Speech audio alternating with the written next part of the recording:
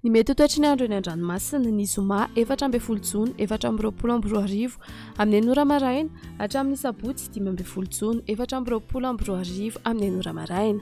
Mbola mitoetra ny alin-drano avy atsimo na atsimo atsinanana any amin'ny morontsiraka atsimo atsinanana ary avoany atsinanana nosy. Ahery araka izany ny ranomasina avy onja 2.5 hatramin'ny 3.5 metatra anio alakamisy 13 Jona hatramin'ny rampitso ny eo anelanelany tanjony Angotsy sy Manoro. Anio alakamisy 13 Jona hatramin'ny sabotsy 15 Jona kosa ny eo anelanelany Manoro sy ny tanjony Vohimena. Mahazo ny fampitandremana miloko mena araka izany ho an'ireo toerana izay voakasika izany. Entanina ny rehetra mba hanaraka ny toromarika omeny manam-pahefana isan'ny tokony.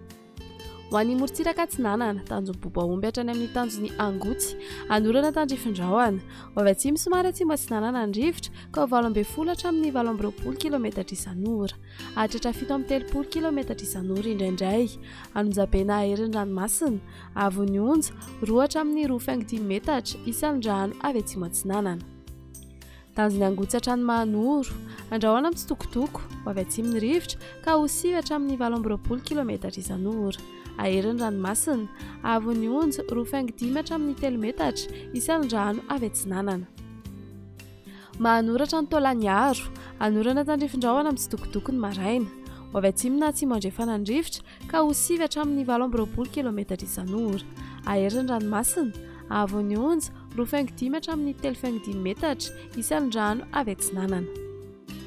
Tolaniaro hatrany amin'ny tanjony Vohimena anorana tandrifindrahoana mitsitokotoko. Ho avy atsimo amin'ny ankapobeny rivotra ka ho 9 hatramin'ny 18 kilometatra isan'ora. Aherin'ny ranomasina avy onja 2.5 hatramin'ny 3 metatra isan'ny rano avy atsinanana. Ho an'ny morontsiraka andrefana tanjony Vohimena hatrany amin'ny tanjony Ankabo andrahoana mitsitokotoko na ibalikan'ny masoandro.